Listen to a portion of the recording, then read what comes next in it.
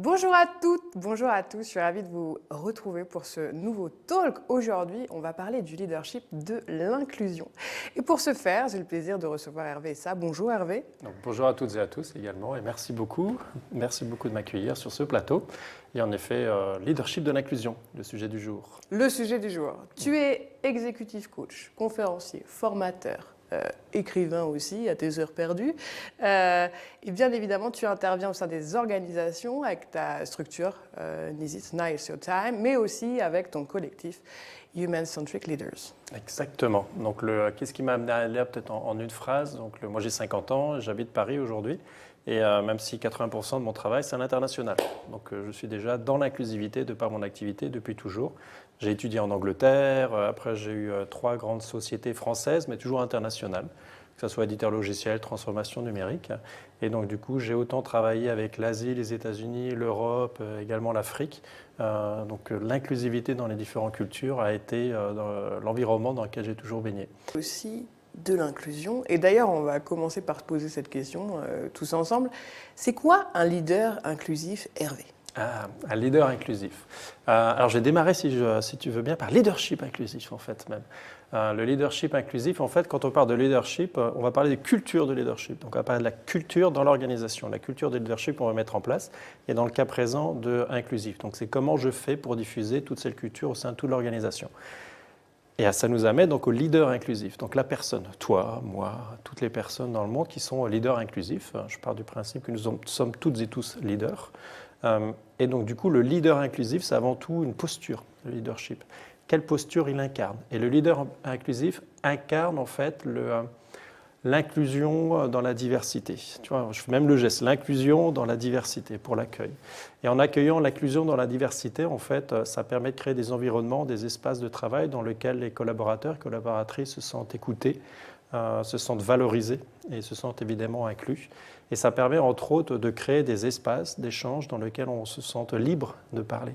Alors libre de parler, ça veut dire quoi? Ça veut dire pas de représailles, pas une sécurité psychologique, le terme qu'on peut employer. C'est-à-dire que je ne me sens pas jugé et je ne vais pas faire de jugement non plus sur l'autre. Et je me sens libre de parler, challenger le statu quo, dire je ne suis pas d'accord et créer ces environnements. Et en fait, ça permet quoi? Le leader inclusif va ouvrir des espaces dans lesquels on va pouvoir échanger et au travers de ces échanges, ces différences, créer de la valeur en favorisant justement l'écoute et surtout le respect de l'individu. C'est une longue définition. C'est vrai que tu nous parles d'être valorisé Ouais. en tant que collaborateur. C'est hyper important, la reconnaissance, avoir du sens, la quête de sens. On en parle depuis plusieurs années, avoir du feedback sur son travail. Est-ce que tu penses que remettre l'humain au centre, ça commence aussi ici? Plus qu'ici, ça commence par soi. En fait, ça commence par chacun d'entre nous individuellement, par moi, ça commence par toi. Avant de remettre l'humain au centre, c'est qui suis-je en fait. Alors, on ne va pas partir dans les qui suis-je, qu'ai-je. Vais-je? Et pour finir avec l'étagère. Mais voilà, c'est vraiment pour revenir, c'est qui suis-je? Quel leader je suis en fait. Donc, c'est apprendre à se connaître. Le leader inclusif, en fait, pour pouvoir tenir en fait ces espaces dans lesquels des contradictions s'opposent, c'est déjà avoir conscience de ses propres contradictions par rapport à un sujet. Par exemple, si c'est le sujet d'un projet ou de 2 personnes qui sont en confrontation, on a tendance à prendre parti pour l'un ou pour l'autre, de façon consciente ou inconsciente. Donc c'est d'avoir conscience de tous ces biais, toutes ces croyances limitantes qui font qu'aujourd'hui, en fait, on va avoir un a priori immédiat. Et donc, du coup, cet état d'esprit du leader inclusif, tu le définirais comment? Alors l'état d'esprit, c'est déjà la conscience de soi, donc je le redis. C'est l'état d'esprit, c'est inclure la diversité, justement, c'est un des axes principaux. Et ça, comment elle le fait? Comment ça se définit? Par beaucoup d'empathie, déjà. Beaucoup d'empathie. Et l'empathie, c'est quoi? C'est j'ai conscience de mes émotions. Du coup, ça me permet de prendre conscience et de reconnaître tes émotions. Et en même temps, quand je le fais, j'ai conscience aussi que les émotions que je ressens par rapport à toi, c'est via le prisme de qui je suis, toute mon histoire. Le leader inclusif, il a ce sentiment de justice, d'après toi? Oh, est-ce qu'il est Zorro? C'est une bonne question. C'est important cette notion de sentiment de justice au sein des organisations, souvent aussi pour parler d'équité d'ailleurs. C'est j'allais arriver sur ce point-là. Sentiment de justice, c'est l'équité. Est-ce que c'est le Zorro qui va défendre et en même temps L'équité, c'est s'assurer que tout le monde soit sur un même piédestal. C'est s'assurer que tout le monde soit considéré de la même façon. Et à la posture du leader inclusif. Les postures, donc on revient un petit peu à ce qu'on disait tout à l'heure, donc il y a à la fois l'empathie et le courage managérial. D'autres postures qui sont importantes, c'est comment faire en sorte que dans ces échanges, en fait, le respect soit là, le respect de l'individu. Nous ne sommes pas d'accord sur le sujet, par contre je te respecte en tant que personne. Vous pouvez échanger autant que vous voulez, vous n'êtes pas d'accord, par contre parlez-vous correctement.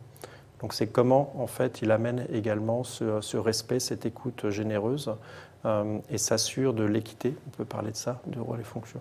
Donc c'est assez important de pouvoir définir ces cadres et de pouvoir les maintenir en même temps. Et justement, quel va être l'impact que peut avoir le leader inclusif sur cette notion de leadership inclusif ? L'impact du leadership inclusif à plusieurs niveaux. Au sein des organisations, au sein des équipes Déjà le respect de l'individu. Du coup, que chacun se sente respecté en tant qu'individu et qu'il vienne avec ses propres particularités et que ça soit accepté. Un deuxième impact, ça va être sur la performance, évidemment. La performance économique, où elle a été reconnue, je suis en train de chercher, je n'ai pas le chiffre en tête, en fait, Deloitte a fait une étude qui a permis de mettre en avant des indicateurs de performance économique au sein d'organisations qui ont permis de montrer vraiment l'apport en termes d'économie, je ne retrouverai pas là, si ça y est. 17%, enfin, les organisations qui sont plus susceptibles d'être inclusives sont 17% plus susceptibles de se déclarer très performantes. 20% sont plus susceptibles d'affirmer qu'elles prennent des décisions de qualité. Donc là, on arrive à une autre notion en fait, du leader inclusif, il facilite la décision. Et on pourrait se poser la question, comment et en même temps, du coup, en favorisant l'échange, en créant ces espaces dans lesquels tout le monde puisse donner son opinion, à un moment donné, ça permet d'avoir plus d'informations pour pouvoir prendre la bonne décision. Une bonne décision qui ne soit pas par rapport à quel est mon intérêt pour moi, donc c'est mon ego qui répond, mais bien l'intérêt collectif. Encore une fois, ça ne veut pas dire, et forcément, il y a des personnes qui ne seront pas d'accord. Mais en tout cas, ça facilite la prise de décision, puisque ça permettra à chacun et chacune d'être entendu. Donc on respecte l'avis de chacun, on respecte le fait que chacun puisse s'exprimer déjà, et après l'avis de chacun est respecté, même s'il est différent de la décision finale, on recréera cet échange individuel pour aller non pas, encore une fois, convaincre, mais simplement s'aligner et recréer l'engagement, recréer la motivation qui est nécessaire sur un projet. Et est-ce que tu penses qu'aujourd'hui, on a une grosse marge de progression sur le sujet ?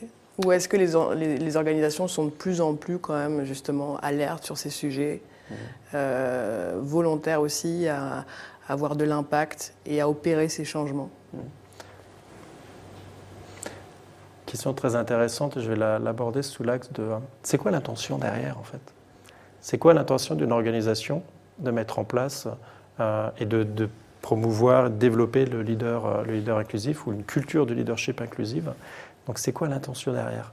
Et on trouve trois types d'organisations souvent. Des organisations qui sont très motrices et qui vont mettre en place, on pourra en parler tout à l'heure de ce qui peut être mis en place pour développer le leadership inclusif, donc ils sont très dans l'action. Dans l'action et en même temps dans l'action, pas pour faire l'inclusivité greenwashing un peu, mais dans l'action pour vraiment promouvoir en percevant l'intérêt. On va trouver des organisations qui sont à l'inverse contre, et dans le sens ça ne sert à rien, ça n'apporte rien, et au contraire, créons des climats de terreur et sous pression pour avoir la performance immédiate court terme. Et ça fonctionne, elles sont très performantes ces organisations, et en même temps, où est la qualité de vie au travail ? Donc ça revient sur un des axes, un des éléments, un des impacts du leader inclusif. Il amène une qualité de vie au travail plus importante. Et on va trouver en fait après un troisième type d'organisation, les ventres mous. Ce sont les organisations qui y vont sans trop y aller, qui ne voient pas trop l'intérêt encore, ou qui se disent en fait, j'en ai pas besoin, ça se passe très bien. Et en même temps, si ça se passe très bien, c'est que personne ne dit rien, et c'est peut-être parce que personne ne dit rien qu'il faut dire quelque chose. Donc à ce moment-là, on revient à l'aspect courage de pouvoir dire les choses. Et ce sont des organisations qui vont plutôt traiter en mode individuel. Oh, il s'est passé ça. Telle personne s'est sentie discriminée de par son origine culturelle, de par son sexe, sa religion, son genre, voire même sa ville. Non mais c'est le Parisien qui vient de débarquer. Ça peut être ça aussi. Donc, se sentir exclu parce que je ne viens pas de la même ville que vous. ou parce que je viens de Paris simplement. Et en fait, ça c'est dans l'inconscient collectif. Et donc du coup, ces organisations dans le ventre bout vont peut-être faire du cas par cas. Ah bah je vais gérer ce cas-là, je vais gérer ce cas-là, mais ne perçoivent pas en fait de l'intérêt réel d'amener réellement ces sujets sur le terrain, de créer ces climats qui permettent d'amener le dialogue en fait tout simplement. La richesse, c'est la différence. Et à la fois, comment on vient créer de la valeur à partir de nos différences au sein des organisations.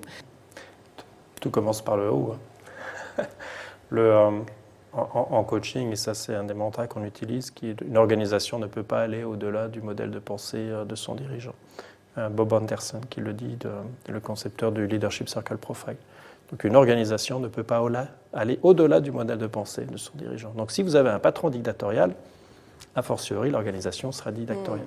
Donc si on veut commencer d'intégrer le leadership inclusif, il faut commencer quelque part par que toute la direction walk the talk, on dirait en anglais. Donc vraiment incarne cette posture et cette velléité pour pouvoir le faire, afin que ça puisse après se diffuser.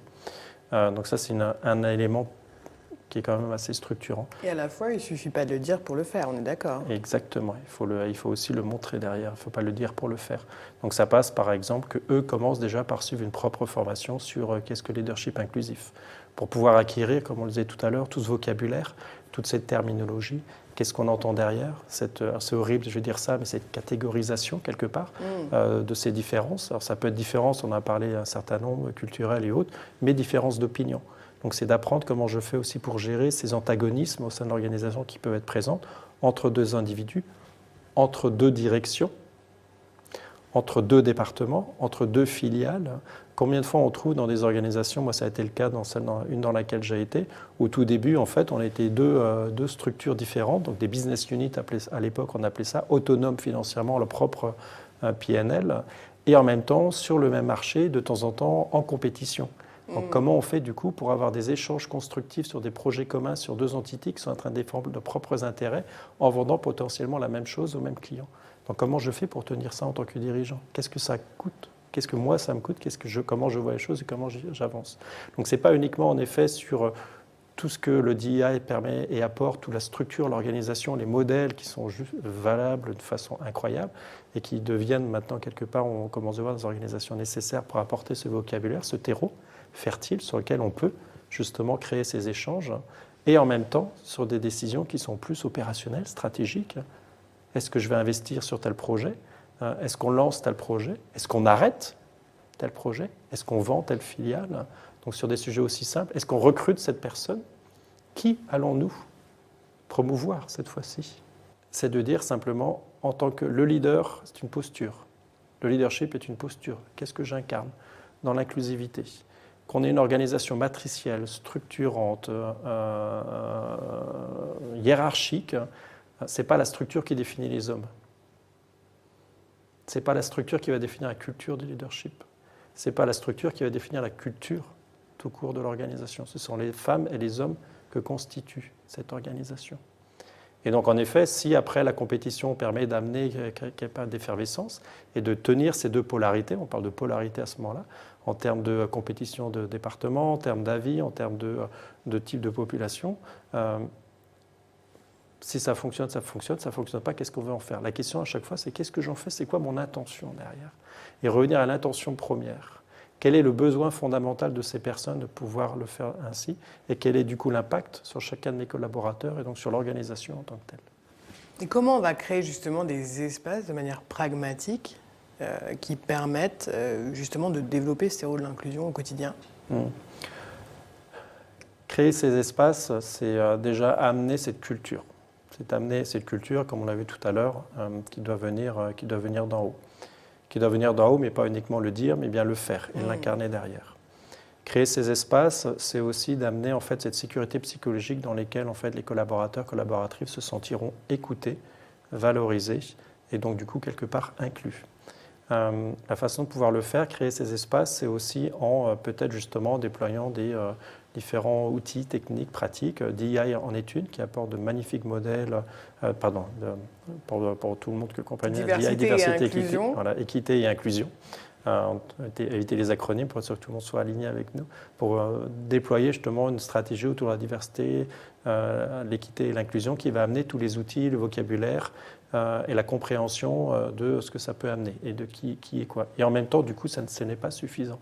Le leader inclusif va du coup prendre quelle posture je prends moi à titre personnel et prendre conscience dans chacun d'entre nous ce que ça veut dire. Et donc du coup, c'est se mettre d'accord aussi sur du vocabulaire commun. Se mettre d'accord sur la compréhension lorsque justement je suis en désaccord avec toi, apprendre à dissocier qui tu es du sujet dont on parle, comme on avait tout à l'heure.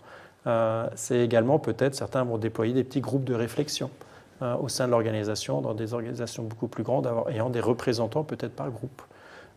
C'est aussi de créer des échanges et de faire de ce qu'on appelle plutôt des sondages ou des enquêtes en fait, pour voir où en est un petit peu ces cultures de leadership. Des enquêtes de climat. Des enquêtes de climat, exactement. Et ces enquêtes de climat, je vais revenir là-dessus, c'est un point essentiel. De plus en plus d'organisations nous demandent maintenant, en termes de posture de leadership, quand on travaille avec des comités de direction, comités exécutifs, quand on va travailler sur leur dynamique, qui ils sont, ce qu'ils veulent être, casser les silos. Donc quand on est dans cet esprit-là, on travaille également avec eux sur la culture de leadership. Et certains acceptent de jouer le jeu en utilisant des outils de mesure de leadership. Il y en a un qu'on utilise très fréquemment qui s'appelle le Collective Leadership Assessment et qui permet le comité de direction va s'auto-évaluer en tant que culture de leadership. Voilà comment on se perçoit et voilà comment on voudrait être et en même temps être évalué par le reste de l'organisation, par un certain nombre de personnes. Comment se passe le feedback justement ? Souvent assez ouf. Déjà, le feedback, en fait, on prend la décision, est-ce que le retour se fait uniquement au comité de direction ou élargi ? En petit comité. Voilà. Et donc après, en fonction des organisations, ça change. Mais le feedback, il est avant tout une prise de conscience. Parce que dans tous les cas, leader inclusif, il est là pourquoi aussi pour amener à des prises de conscience. Ça peut être une gifle ?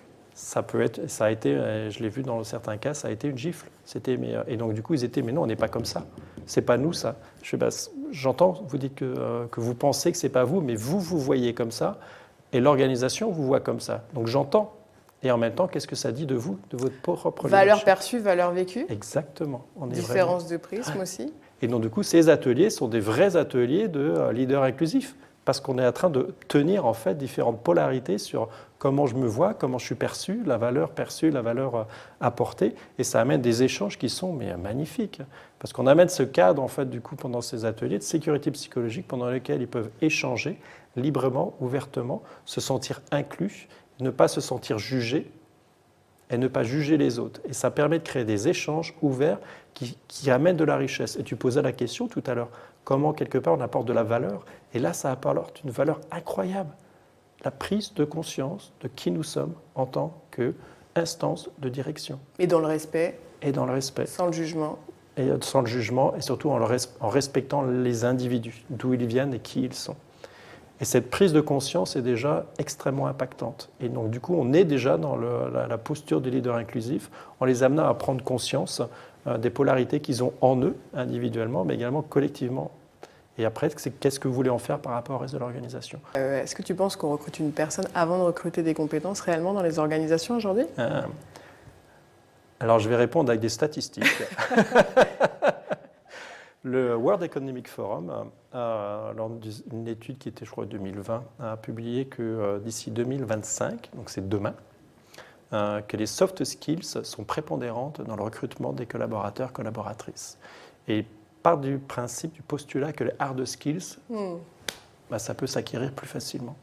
Et donc, du coup, je vais préférer recruter une personne qui est dans l'empathie, qui est déjà dans le leader transformationnel, où on peut citer plein d'autres noms. Et d'ailleurs, on peut le voir dans les annonces.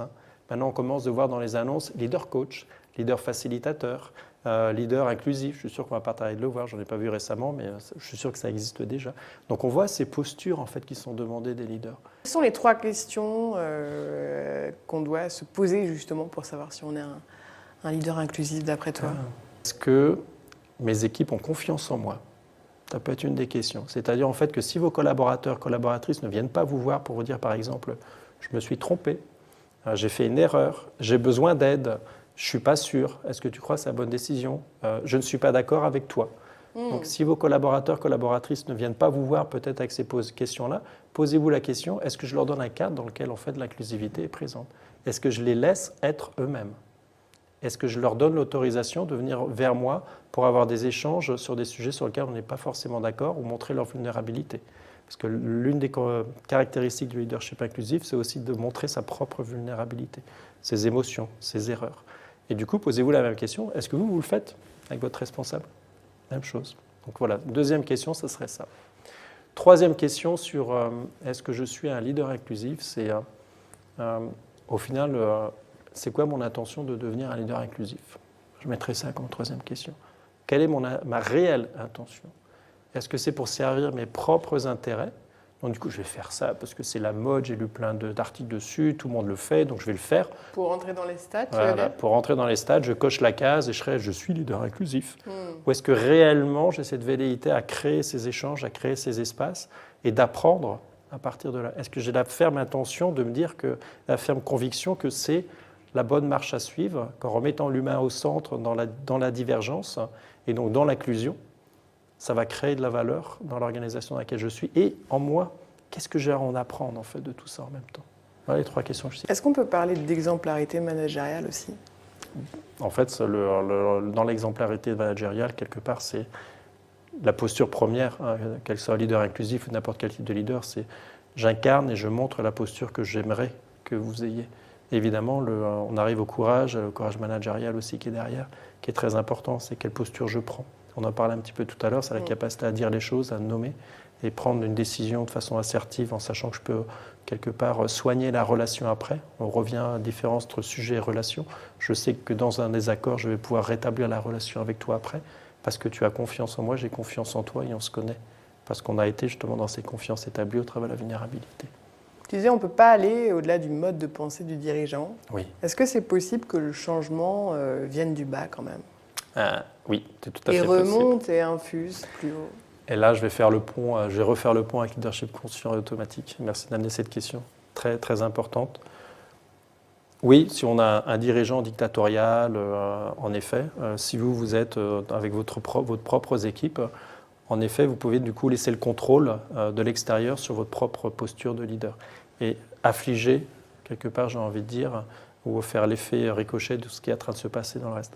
Et en même temps, à votre niveau, vous êtes responsable du monde que vous créez en tant que leader. Vous êtes responsable de l'environnement de travail dans lequel vous voulez être à votre niveau. Donc la question, c'est est-ce que vous allez laisser le monde extérieur piloter et vous faire incarner la posture de leader que l'organisation veut que vous ayez, ou avec toute la pression que ça implique, la tension, le mal-être potentiel, ou est-ce que vous avez décidé d'incarner la posture de leader? Vous voyez, d'un côté je fais là, puis de l'autre côté, incarner la posture des leaders par rapport à qui vous êtes. Est-ce que vous voulez dans votre organisation? Est-ce qu'il y a du sens pour vous? Donc même dans une organisation qui est très, par exemple, je prends toujours l'exemple dictatorial parce que c'est assez significatif, vous pouvez créer, vous, dans votre équipe, cet espace et incarner cette posture de leader inclusif. Et à la fois, tu dis toujours, on peut être aussi dans quelque chose de plus mou sans être dans le dictatorial. Et donc ça m'intéresse. Pourquoi? Parce que à la fois, laisser des situations, en fait, telles quelles, ne pas intervenir, c'est aussi hyper toxique, hyper dangereux pour les équipes.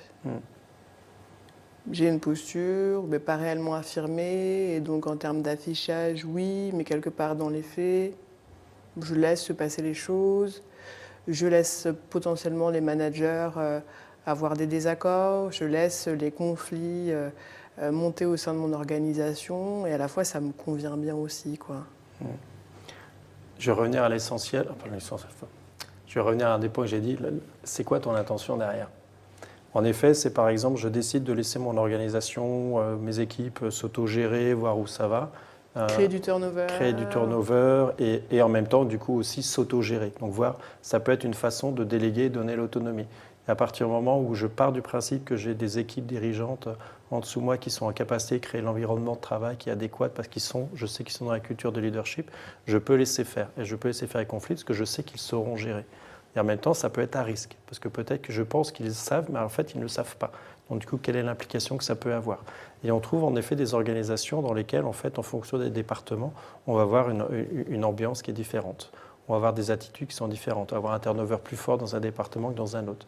C'est là que ça tient à l'humain. Et c'est là où ça tient à l'humain. Et c'est là où ça tient à l'humain, c'est là où ça tient à ce que je disais, quel que soit le niveau où vous soyez, vous êtes responsable du monde que vous créez, de l'environnement dans lequel vous voulez être. Et en même temps, qu'est-ce que vous incarnez en termes de posture de leader? Est-ce que vous en avez même conscience, en fait? Donc si vous n'arrivez pas à créer cette sécurité psychologique avec la confiance établie avec vos collaborateurs et collaboratrices pour pouvoir créer ces espaces d'échange ouverts dans le respect de l'individu, vous risquez en effet d'arriver très rapidement à des organisations ou dans un ventre mou où il n'y a pas de décision.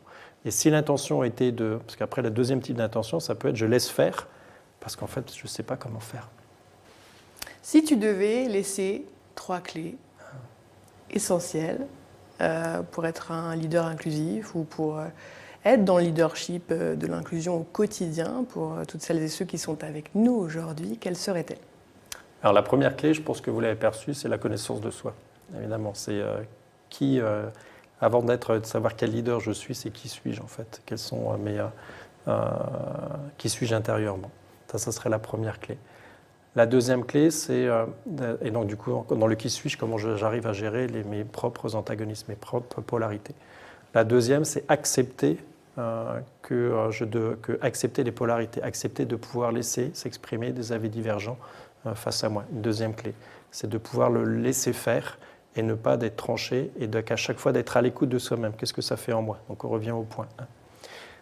Et la troisième clé que je pourrais te proposer, je pourrais à toutes et tous vous proposer, qui est à chaque fois en fait de revenir sur mon intention. Mon intention en étant toujours comment ça me permet de moi de grandir et surtout de faire grandir les autres, collectivement et individuellement. Donc individuellement par le collectif et collectivement par l'individu, pour pouvoir faire grandir l'organisation et pour servir à quelque chose de bien plus important que simplement ce qu'on fait au quotidien. Merci Hervé Essa d'avoir été avec nous aujourd'hui. Merci de ton accueil. Merci pour toutes ces clés. J'espère que vous avez passé un bon moment en notre compagnie. On se retrouve très vite pour un nouveau talk et pour de nouvelles problématiques. Bonne journée à tous. Au revoir. Bonne journée. Merci. Au revoir.